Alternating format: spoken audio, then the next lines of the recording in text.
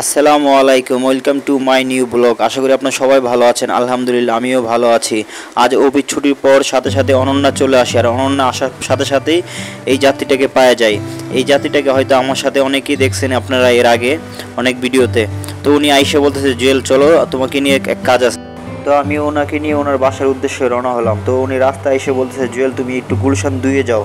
তো আমি ওনাকে নিয়ে গুলশান 2-এ গেলাম। ঠিক 5 মিনিট দাঁড়ানোর পর ওনার কাজ শেষ করে আবার উনি আসে।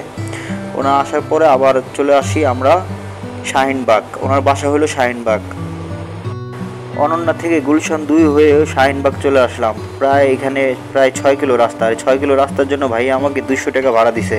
সময় লাগছে মাত্র 30 মিনিট। যাই হোক আলহামদুলিল্লাহ, 6 কিলো রাস্তা বাইক চালিয়ে 200 টাকা পাইলাম। পার কিলো এখানে 33 টাকা করে পড়ছে। ওনাকে আমি 6টা 25-এ বাইকে উঠেছি, আর এখন বাজে 7টার মতো, প্রায় এখানে 30 মিনিটের মতো। ওই ভাইয়াকে যেখানে নামাইছি ঠিক এখান থেকে আরেকটা যাত্রী আসছে, আইসা আমাকে বলতেছে উনি যাবে ঢাকা টিএসি। তো ওনার থেকে ভাড়া চাইলাম 180 টাকা, কিন্তু উনি বলতেছে যে ভাইয়া 180 টাকা একটু বেশি হয়ে যায়, আমি আপনাকে 150 টাকা দিব। আমি বলছি না ভাইয়া, 150 টাকা যাওয়া যায় না, আপনি যদি যান তো আমি 160 টাকা দিন। তো উনি বললো ঠিক আছে চলেন। তো এখন ওনাকে নিয়ে যাচ্ছি 160 টাকায় টিএসির মোড়ে। আর হ্যাঁ, এখন হয়তো অনেকেই ভাবতেছেন যে শাহিনবাগ এলাকাটা কোথায়। শাহিনবাগ এলাকাটা হইতেছে আসলে মহাখালী থেকে জাহাঙ্গীর গেট যাওয়ার আগে যে এলাকাটা পড়ে, যে মাঝামাঝি জায়গাটা, সেটাই হয়েছে শাহিনবাগ। তো বেশি কথা না বলে ওনাকে নিয়ে যাওয়া যাক টিএসির মোড়ে। আপনারা আবার বেশি কথা পছন্দ করবেন না, আর অকারণে কথা বলো আমিও পছন্দ করি না, কারণ অকারণে কথা বলে আপনাদের মূল্যবান সময় নষ্ট করার মতো অভ্যাস আমার নেই।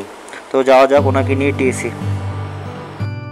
এই যাত্রীটিকে নিয়ে বিজয় সরণি হয়ে, ফার্ম গেট হয়ে, কারণ বাজার দিয়ে, শাহবাগ দিয়ে সোজা চলে আসি টিএসি।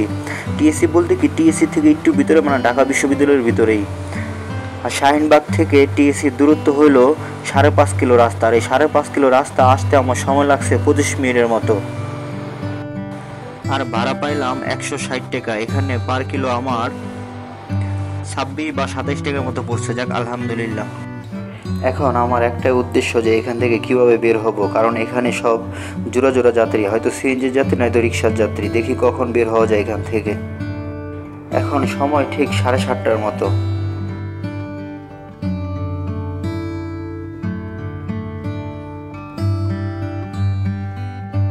ওই যাত্রীকে নামায় আমি টিএসির মোচরে আইসা বসি। টিএসির মোচরে আইসা ঠিক আমি 30 মিনিট মতন বসি। তারপর একটা যাত্রী আসার, এই যাত্রী যাবে মেরুল বাড্ডা। তো যাত্রী থেকে ভাড়া চাইলাম 200 টাকা, কিন্তু যাত্রী কোনো মতে আমাকে 200 টাকা দেবে না।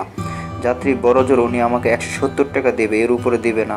তো যেহেতু এখানে 30 মিনিট আমি লস করে ফেলছি, তো এখানে আর বসে না থেকে ওনাকে নিয়ে যাচ্ছি 170 টাকায় মেরুল বাড্ডা।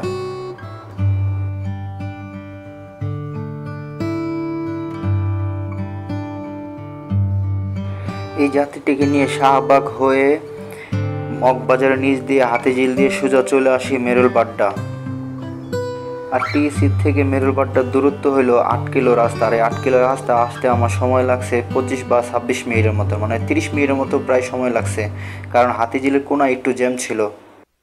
যাই হোক, 8 কিলো রাস্তা আসতে সময় লাগছে 30 মিনিটের মতো। ভাড়া পাইলাম 170 টাকা। এখানে আমার পার কিলো প্রায় 20 টাকা মতো পড়ছে। যাই হোক আলহামদুলিল্লাহ। হয়তো আমি ওনাকে নিয়ে যদি না আসতাম তাহলে হয়তো আমার ওখানে আরও 30 মিনিট চলে যেত। এর থেকে ভালো যে ওনাকে নিয়ে আমি এখানে চলে আসছি। এখন দেখার বিষয় যে এখান থেকে কখন যাই আর কোথায় যাই।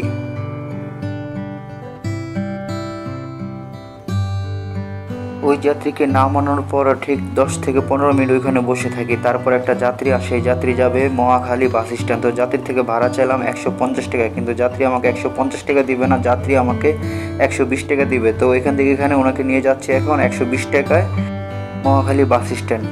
আর কথা বলতে বলতে মহাখালী বাস স্ট্যান্ড চলে আসলাম।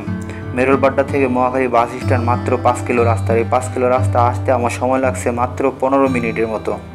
আর 15 মিনিটের মতো সময় লাগছে। ভাড়া পাইলাম 120 টাকা। এখানে পার কিলো আমার 25 টাকার মতো পড়ছে। 25 টাকাতে মানে 24 টাকার মতো পড়ছে। যাক আলহামদুলিল্লাহ। আর উনি এমন এক জায়গায় নামছে, মানে এখানে এত অন্ধকার, দেখেন আমি এডিট করেও মানে একটু লাইট দিতে পারতেছিলাম না। যাক দুঃখিত, আমি আসলে খুবই দুঃখিত। মানে এমন জায়গায় ওনাকে নিয়ে নামছি যে মানে এখানে শুধু অন্ধকার আর অন্ধকার। সবাই আমাকে ক্ষমা দৃষ্টিতে দেখবেন, ইনশাল্লাহ পরবর্তীতে এগুলি খেয়াল রাখবো।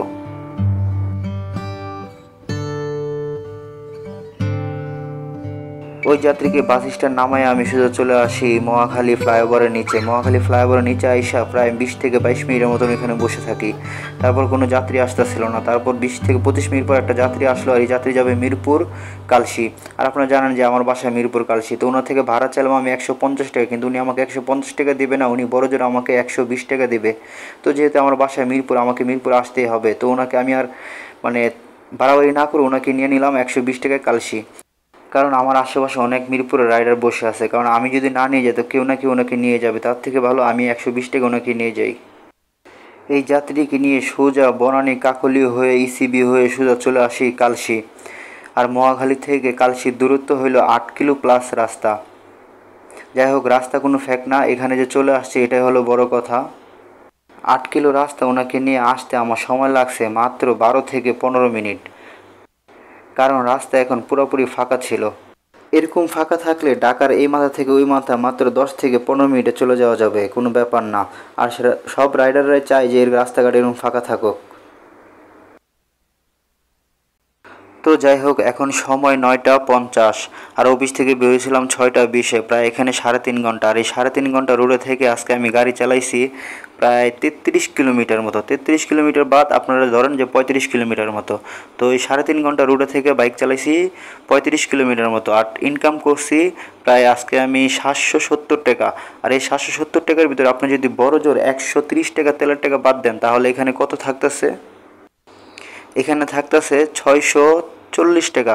আমার কিন্তু আজকে 1 লিটার তেলও খরচ হয় না, আমার পার লিটার কিন্তু যায় 45 প্লাস, মানে 50-এর কাছাকাছি। এখানে আমার আজকে গাড়ি চালাইছি আমি 35 কিলোমিটার, তার মানে বড় জোর আমি 120 টাকা তেল ফুরাইছি। তো যাই হোক, আজকে আমার ইনকাম হয়েছে 650 টাকার মতো। তো আলহামদুলিল্লাহ, 3.5 ঘন্টা 650 টাকা ইনকাম বহুত হয়েছে, আলহামদুলিল্লাহ। তো ভাই, ভিডিওটা আর বড় করবো না, ভিডিওটা এখানেই শেষ করতেছি। তো ভিডিওটা যদি ভালো লাগে একটা লাইক করে দিবেন, একটা কমেন্ট করে দিবেন। আর যদি অবশ্যই ভিডিওটা আপনার কোনো বন্ধু বান্ধব রাইড শেয়ার করতে চায় তো তাদের সাথে শেয়ার করতে পারেন। তো ভাই, ভালো থাকবেন, সুস্থ থাকবেন। আসসালামু আলাইকুম ওয়া রাহমাতুল্লাহি ওয়া বারাকাতুহু।